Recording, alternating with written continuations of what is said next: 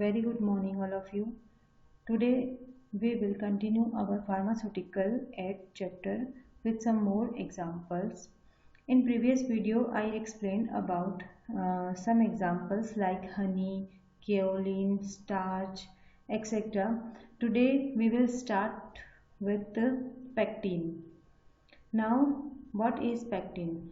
Pectin is a complex component of carbohydrate found naturally in the middle lamella of the plants.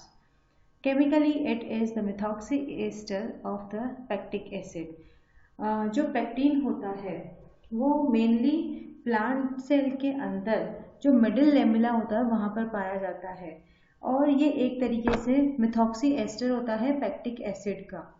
These polysaccharides function along with cellulose and hemicellular cementing substances. ये जो pectin होता है वो एक cementing substance का काम करता है. सीमेंटिंग सब्सटेंस का मतलब ये सेल्यूलोज और हेमीसेल्युलर के बीच में एक सीमेंट, जैसे आप अगर कोई मकान बनाते हैं तो सीमेंट क्या करता है, किसी भी जैसे ईंटों को एक से एक जोड़ने के लिए उनको मजबूती प्रदान करता है. उसी तरह जो पेक्टिन होता है वो सेल्यूलोज और हेमीसेल्युलर के बीच में एक सीमेंटिंग सब्सटेंस का काम करता है, मतलब वो उसे एक स्ट्रेंथ प्रोवाइड करता है. Now, its sources. Pectin is a purified polysaccharide substance obtained from various plant sources such as inner peel of citrus fruit, apple, raw papaya, lemon, oranges etcetera. मतलब पेक्टिन जो होता है वैसे मेनली प्योरीफाइड पॉलीसेकेराइड होता है और ये कई जो सिट्रस फ्रूट होते हैं इनके इनर पील्स के अंदर यानी उनके छिलकों के अंदर की तरफ ये अधिकतर पाए जाते हैं. सिट्रस फ्रूट्स में मेनली लेमन, ऑरेंजेस, रो पपाया, एप्पल्स ये सब आते हैं. Then after that we will talk about its occurrence and distribution. Lemons and oranges are mostly cultivated in India, Africa and other tropical countries. Tropical countries के अंदर जो भी आता है वो है ब्राज़ील, इक्वाडोर, श्रीलंका, थाईलैंड. ये सभी जो कंट्रीज होती है वो ट्रॉपिकल कंट्रीज के अंदर आती है.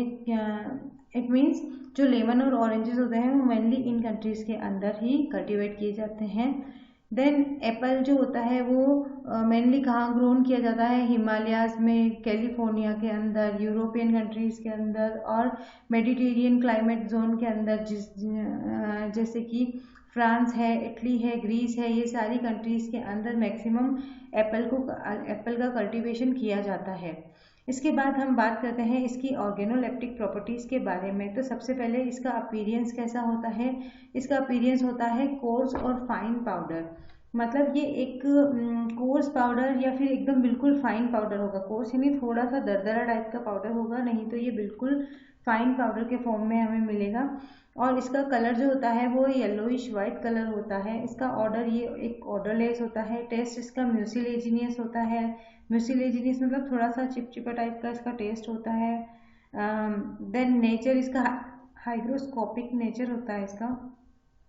Now what is the meaning of hygroscopic. Hygroscopic meaning ये जो भी हमारे ऐसा सब्सटेंस जो कि मॉइस्चर को बहुत जल्दी एब्जॉर्ब कर लेता है हमारे एनवायरनमेंट से, या कहीं पर भी अगर उसके आसपास में कहीं पे मॉइस्चर का कंटेंट है तो वो उसे बहुत जल्दी उसको एब्जॉर्ब कर लेगा. तो इसका नेचर हाइग्रोस्कोपिक नेचर होता है. और इसकी सॉल्युबिलिटी की बात करें तो ये कम्प्लीटली सॉल्युबल होता है प्योर वाटर के अंदर और इनसॉल्युबल होता है अल्कोहल के अंदर. अगर वाटर प्योर नहीं है तो ये अपनी इनसॉल्युबिलिटी उसके अंदर शो करेगा. अगर प्योर वाटर है तो ये कम्प्लीटली उसके अंदर सॉल्युबल हो जाएगा. देन इसके केमिकल कॉन्स्टिट्यूएंट की बात करते हैं तो chemically pectins are polygalacturonic acids in which some of the carboxyl groups are present as methyl esters. ये मेनली ये पॉली गैलेक्टुरोनिक एसिड्स होते हैं जिनके अंदर कार्बोक्सिल जो कुछ कार्बोक्सिल ग्रुप भी इसके अंदर प्रेजेंट होते हैं और वो किस रूप में प्रेजेंट होते हैं, मिथाइल एस्टर्स के रूप में इसमें प्रेजेंट होते हैं. Pectic acid is an aldobionic acid which on hydrolysis give galacturonic acid arabinose, galactose, methyl pectose etcetera. और जो पैक्टिक एसिड होता है वो मेनली क्या होता है, इसके अंदर एल्डोबियोनिक एसिड्स होते हैं, जिन्हें हम हाइड्रोलाइसिस अगर हम करते हैं उसका, तो वो गैलेक्टोरोनिक एसिड में, एरेबिनोज में, गैलेक्टोज में और मिथाइल पेक्टोज के अंदर ब्रेकडाउन हो जाता है। देन इसका केमिकल टेस्ट जो हम करते हैं, वो कौन से केमिकल टेस्ट इसके कैरी आउट करते हैं। Number 1, on cooling 10% aqueous solution of pectin it converts into a stiff gel। Suppose जो पेक्टिन का 10% अगर हम एक्वस सॉल्यूशन लेते हैं और उसे गर्म करने के बाद जब हम ठंडा करते हैं तो वो एक स्टिफ जेल में, यानी हार्ड जो जेल होता है उसके अंदर कन्वर्ट हो जाता है। Then the second test is 1 ml of 2% potassium hydroxide solution is added to 5 ml of 1% pectin solution and the mixture is allowed to stand for 15 minutes at room temperature। इसके अंदर क्या होता है कि जो भी 2% हम पोटेशियम हाइड्रोक्साइड सॉल्यूशन लेते हैं और 5 ml का 1% हम पेक्टिन सॉल्यूशन लेते हैं और इन दोनों मिक्सचर्स को हम 15 मिनट के लिए हम रख देते हैं। तो उसके बाद जो भी इसके अंदर केमिकल चेंजेस होते हैं, then it shows that the pectin is present in that compound. After इसकी हम थेरापेटिक एफिकेसी की बात करते हैं, तो ये एक प्रोटेक्टेंट, थेरापेटिक एफिकेसी मतलब ये इसका क्या उपयोग है हमारी लाइफ के अंदर, डेली लाइफ के अंदर। तो सबसे पहले तो ये एक प्रोटेक्टेंट की तरह काम करता है, ठीक है। देन प्रोटेक्टेंट का मतलब ये जैसे हमारा कोई भी स्किन सरफेस के ऊपर अगर हम इसे लगाते हैं तो ये एज अ हमारी जो स्किन सरफेस को प्रोटेक्ट करता है टॉक्सिन से, अलग अलग जो भी बैक्टीरिया, वायरस, टॉक्सिन्स होते हैं उनसे हमें प्रोटेक्ट करता है।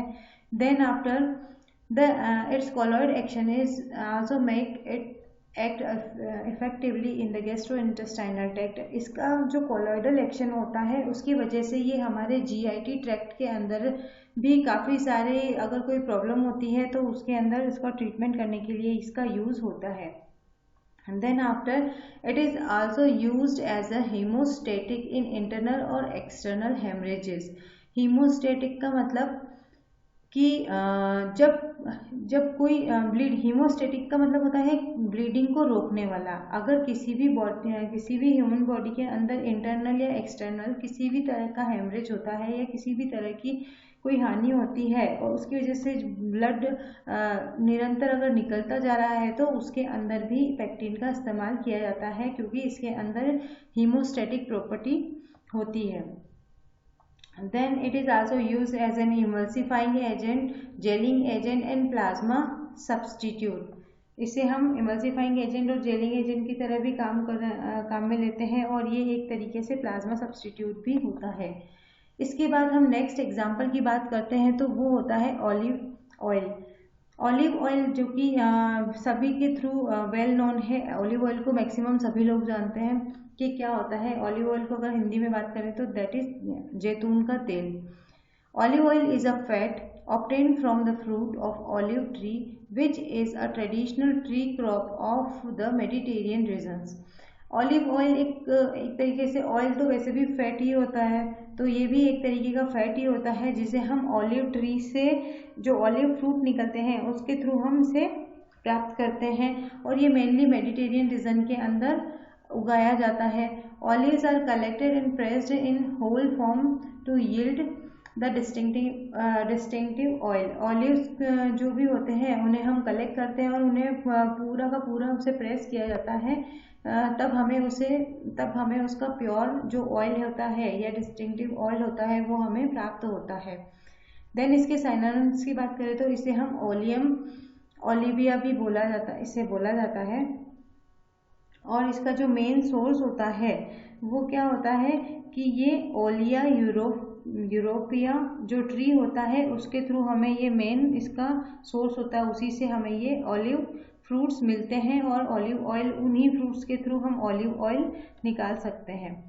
देन इसकी फैमिली की बात करते हैं तो ये ओलिएसी फैमिली से बिलोंग करता है और इसका अकरेंस और distribution mainly United States, southern Australia, Italy, Spain and Greece के अंदर होता है।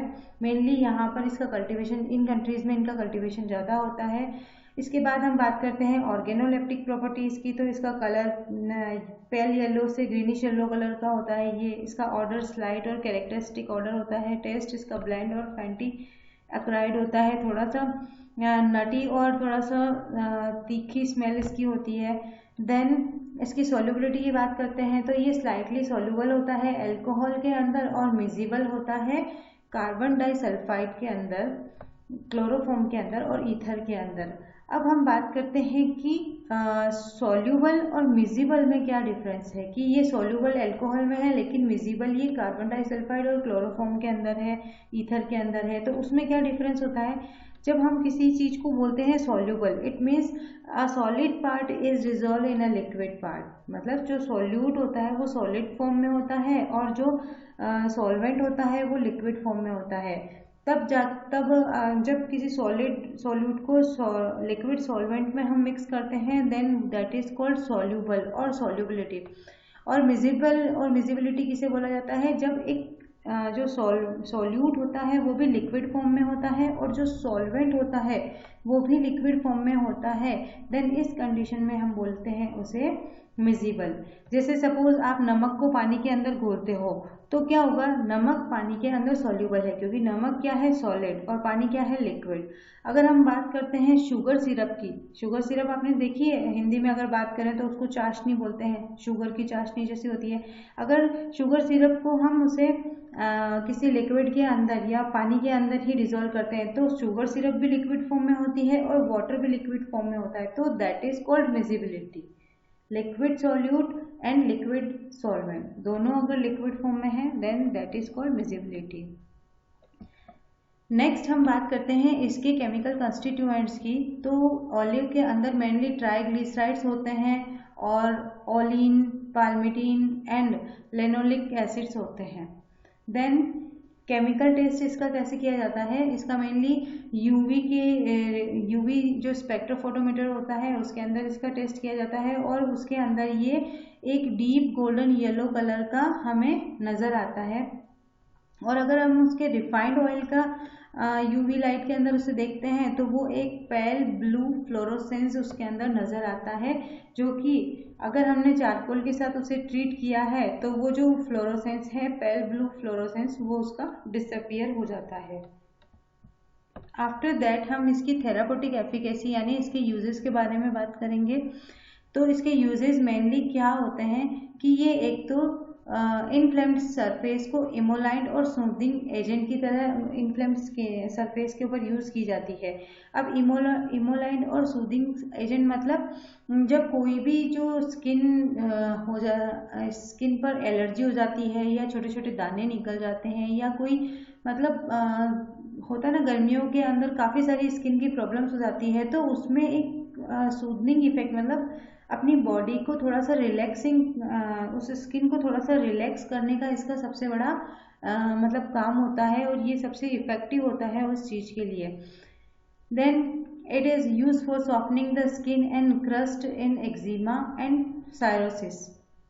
ये जो भी स्किन पे जब इसे अप्लाई किया जाता है तो उस स्किन को अच्छे से सॉफ्टनिंग इफेक्ट देती है। उसके अलावा जो भी एक्जिमा के अंदर जो कठोर सी स्किन हमारी जो बॉडी के ऊपर बन जाती है, जिसको भी एक्जिमा होता है उसकी बॉडी पर एक है ना मतलब टाइट सा स्किन के मार्क्स बन जाते हैं, तो उसको भी कम करने में ये हेल्प करता है। और सायरोसिस जो स्किन की डिजीज़ होती है जिसमें स्किन गल के मतलब होती है ना, गलने लग जाती है, उस डिजीज़ के अंदर भी ये ऑलिव ऑयल का काफ़ी ज़्यादा इस्तेमाल किया जाता है स्किन को प्रोटेक्ट करने में। It is internally used as a nutrient demulcent and a mild laxative।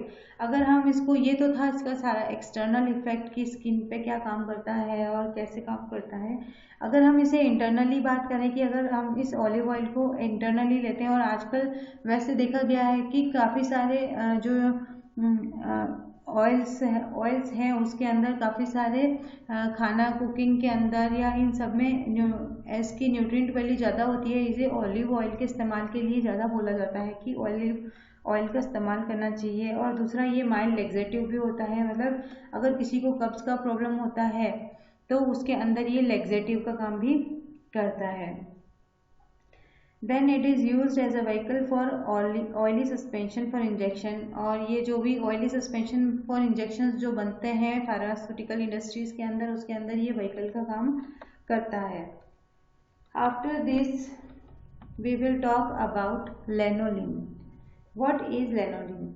The sebaceous gland of animals bearing wool secrete lanolin, which is a wax. The form of lanolin used by humans is obtained from domestic sheep breeds raised to obtain their wool. मतलब lanolin क्या होती है? जो भी animals होते हैं, animals में mainly कौन? भेड़, जिसकी स्किन के ऊपर हमें वूल मिलती है या ऊन जिसकी स्किन के ऊपर होती है। तो जो भेड़ होती है उसकी स्किन के अंदर सिबेशियस ग्लैंड होती है। वो सिबेशियस ग्लैंड क्या करती है? एक तरीके के जो सब्सटेंस होता है उसका सीक्रेशन करती है, और वो ही सब्सटेंस क्या कहलाता है? वैक्स। वो सब्सटेंस का सीक्रेशन ये क्यों करती है?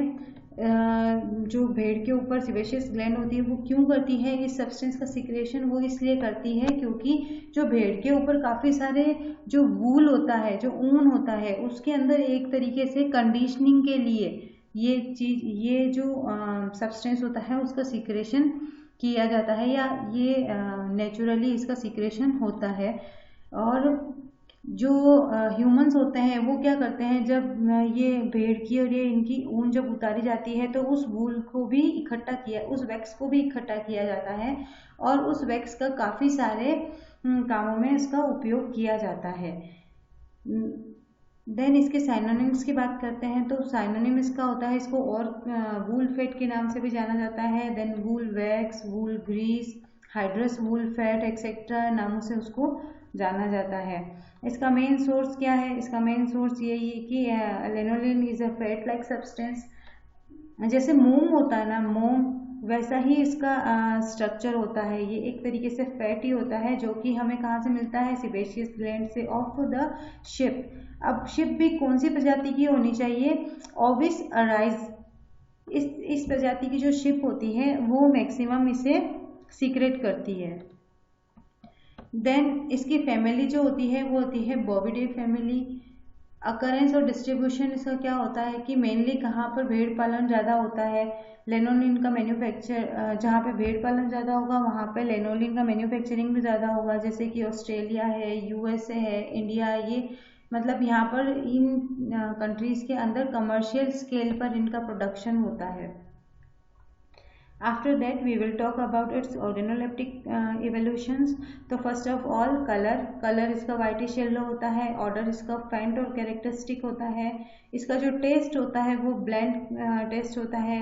इसके एक्स्ट्रा फीचर की बात करें तो ये एक ऑइंटमेंट लाइक मास्क के रूप में हमें मिलता है। ऑइंटमेंट आप समझते हो ना क्या होता है? जैसे कि ऑइंटमेंट एक जो होता है ना सेमी सॉलिड प्रिपरेशन होती है, उस तरीके की, मतलब गाढ़ी सी एकदम वैसी प्रिपरेशन होती है, उस तरीके का ये होता है। और अगर हम इसका कुछ पार्ट अगर किसी वाटर बाथ के अंदर गर्म करते हैं तो ये टू लेयर्स के अंदर ये जो फैट है, वूल जो है लेनोलिन, वो डिवाइड हो जाता है।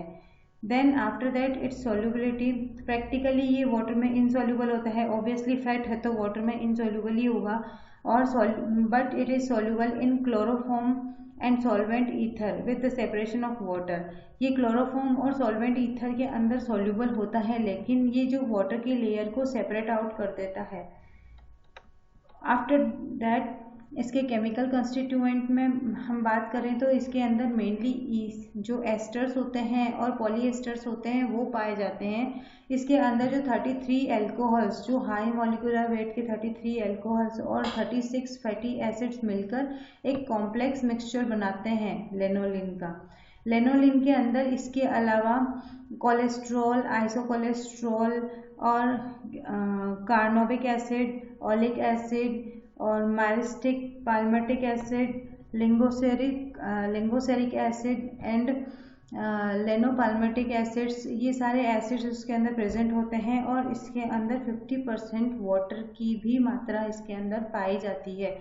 तभी तो जब हम उसे ईथर के साथ और क्लोरोफॉर्म के साथ जब इसको हम डिज़ोल्व करते हैं या सॉल्युबल करते हैं तो एक ये वाटर की लेयर को अलग कर देते हैं।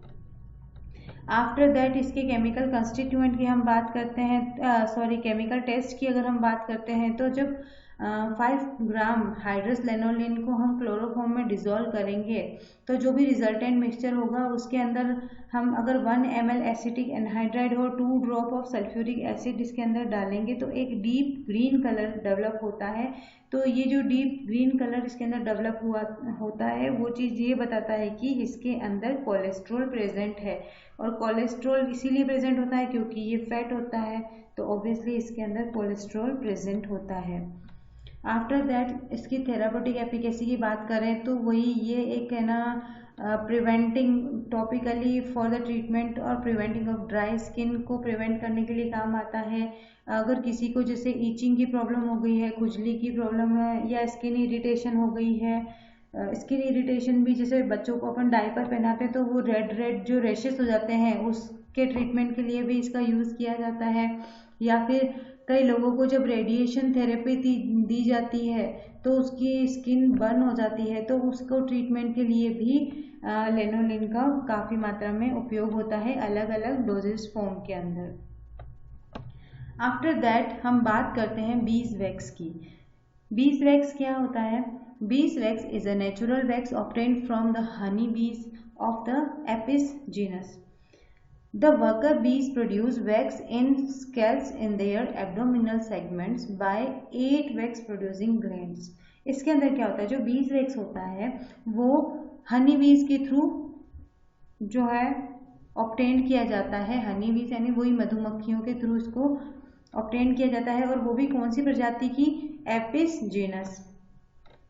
और जो इसके अंदर बीज वैक्स मेनली वर्कर बीज की द्वारा ही प्रोड्यूस की जाती है। बीज में भी 2 तरीके का होता है, एक तो क्वीन बीज होती है, दूसरी वर्कर बीज होती है। मतलब वर्कर बीज यानी जो कि अपना सिर्फ जो काम करती रहती है वो वाली बीज, और जो क्वीन वाली जो बी होती है वो हमेशा जो हनी कॉम्ब होता है, शहद का छत्ता होता है, उसी के अंदर रहती है, वो कभी भी बाहर नहीं आती। तो जो वर्कर बीज होती है वो ही इसका बीज वैक्स का प्रोडक्शन करती है, और वो कहाँ करती है? उनके अंदर बीज के अंदर 8 वैक्स प्रोड्यूसिंग ग्लैंड्स होती है, 8 वैक्स प्रोड्यूसिंग ग्लैंड होती है, उनके थ्रू इस वैक्स का प्रोडक्शन किया जाता है। आफ्टर दैट इसका साइनोनिम्स जो भी है इसको क्या और बोल सकते हैं हम लोग? दैट इज काराफ्लेवा, सेरा अल्बा, मोम भी बोलते हैं। मोम आप जानते हैं, मोम के नाम से शायद आपको पता चल जाए। मोम भी बोला जाता है उसे, मधुजन भी बोला जाता है, white bees wax, yellow bees wax भी इसको बोला जाता है। आफ्टर दैट इसका सोर्स हमें पता चल ही गया कि बीज वैक्स हमें मेनली हनी बीज से मिलती है, और वो भी Apis mellifera and other species of Apis से। देन इसकी फैमिली जो होती है वो होती है एपिडे फैमिली होती है। इसका अकरेंस और distribution mainly India, Africa, Jamaica, West Indies, California के अंदर इसका कमर्शियल लेवल पर प्रोडक्शन होता है। आफ्टर दैट इट्स जो ऑर्गेनोलेप्टिक एवोल्यूशन है इसके वो है कलर, ऑर्डर, सॉल्युबिलिटी। इसका colour yellow to yellowish brown होता है। देन इसका जो ऑर्डर होता है वो एग्रीएबल और हनी लाइक, उसमें शहद जैसी स्मेल आती है और अच्छी सी स्मेल आती है।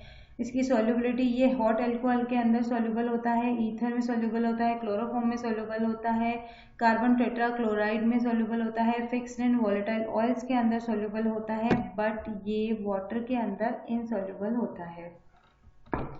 आफ्टर दैट इसके जो एक्स्ट्रा फीचर्स की बात करते हैं तो ये नॉन क्रिस्टलाइन सॉलिड होता है, और ये सॉफ्ट टू टच होता है। ये सॉलिड जो क्रिस्टलाइन मतलब ये दरदरा टाइप का नहीं होता है, इसमें किसी तरीके के कोई क्रिस्टल आपको महसूस नहीं होंगे। जब भी आप इसे टच करेंगे तो वो एक सॉफ्ट सी फीलिंग देता है, और जो क्रम्बल्स होते हैं and turn to a plastic mass when pressed between two fingers can be given a shape any when in mold form granular fracture। मतलब कुल मिलाकर इसका यही सेंस निकल रहा है कि जब भी आप जैसे मोम को कभी भी आप होता है ना उसको दबा के और किसी भी फॉर्म में चेंज कर सकते हो दो फिंगर के बीच में, तो यही है कि उसे हम किसी भी फॉर्म के अंदर चेंज कर सकते हैं, बहुत सॉफ्ट होता है वो। देन आफ्टर इसके केमिकल कंस्टिट्यूएंट की हम बात करते हैं तो इसके केमिकल कंस्टिट्यूएंट्स होते हैं beeswax is ester of monohydric alcohol. Monohydric alcohol का एक तरीके से एस्टर होता है ये। हैविंग स्ट्रेट चेन एसिड, इसके अंदर स्ट्रेट चेन एसिड मेनली पाए जाते हैं। About 80% of myricin that is myricyl palmitate is present in beeswax. इसके अंदर 80% मात्रा में मायरेसिन पाया जाता है जिसे कि मायरेसिल पाल्मिटेट भी बोला जाता है, which is the major constituent. Free cerotic acids, melissic acids and cerolein are other constituent. इसके अलावा जो सेरोटिक एसिड है, मैलेसिक एसिड है और सेरोलीन एसिड जो भी है वो सब इसके अंदर अदर कंस्टिट्यूएंट के रूप में पाए जाते हैं। आफ्टर दैट इसके केमिकल टेस्ट की बात करते हैं तो सेपोनिफिकेशन क्लाउड टेस्ट इसका किया जाता है। इसके अंदर हम क्या करते हैं कि 0.5 ग्राम बीजवैक्स को हम 8 ml 10% NaOH के अंदर, यानी 10% NaOH का 8 ml हम लेंगे, उसके अंदर 0.5 ग्राम बीजवैक्स को हम डिजोल्व करेंगे और उस जो सॉल्यूशन को होता है वो 10 मिनट के लिए हम बॉयल करेंगे। उसके बाद में क्या होता है, the original volume is made up and the resultant solution is filtered through glass wool and acidified with HCl। अब क्या करेंगे, 10 मिनट तक बॉईल कर लिया, उसके बाद में उसके अंदर थोड़ा सा जो भी NaOH बचा है उसका हम जो बचा हुआ NaOH भी उसके अंदर डाल देंगे और उसके बाद जो भी रिजल्टेंट सॉल्यूशन है उसके अंदर हम उसको ग्लास वूल से, मैंने आपको शायद पढ़ाया होगा फिल्टर्स के बारे में, उसके अंदर एक आता है ग्लास वूल फिल्टर, उसके थ्रू उसको फिल्टर करके और फिर उसके अंदर जो फिल्ट्रेट हमें मिलता है उसमें हम HCl की कुछ बूंदे डाल देंगे। HCl की बूंदे डालते से ही उसके अंदर एक प्रेसिपिटेट फॉर्म होगा, PPT फॉर्म होगा जो कि ये बताएगा कि उसके अंदर फैट्स, फैटी एसिड्स और रेजिन्स प्रेजेंट हैं। Now the last therapeutic efficacy. इसका थेरापेटिक एफिकेसी यानी इसका यूज़ क्या है कि सबसे पहले ये प्लास्टर और पॉलिशेस के अंदर काम आती है। देन ऑइंटमेंट को हार्डनिंग पर्पस, मतलब जो भी ऑइंटमेंट होता है उसको एक हार्डनेस देने के लिए, यानी कि होता है ना सॉफ्ट सा नहीं होना है, बहुत ज़्यादा लिक्विडी ऑइंटमेंट नहीं होना चाहिए, थोड़ा सा हार्ड ऑइंटमेंट होना चाहिए जिससे कि हम इजीली अप्लाई कर सकें। देन उसके लिए भी इसका यूज़ किया जाता है। और उसके बाद में ये जो पैराफिन ऑइंटमेंट होता है उसका मेन इंग्रेडिएंट होता है हमारा, इसलिए this is very important in our daily life. So इसी स्लाइड के साथ आज का हमारा लेक्चर वीडियो यहीं हम ख़त्म करते हैं। So thank you so much.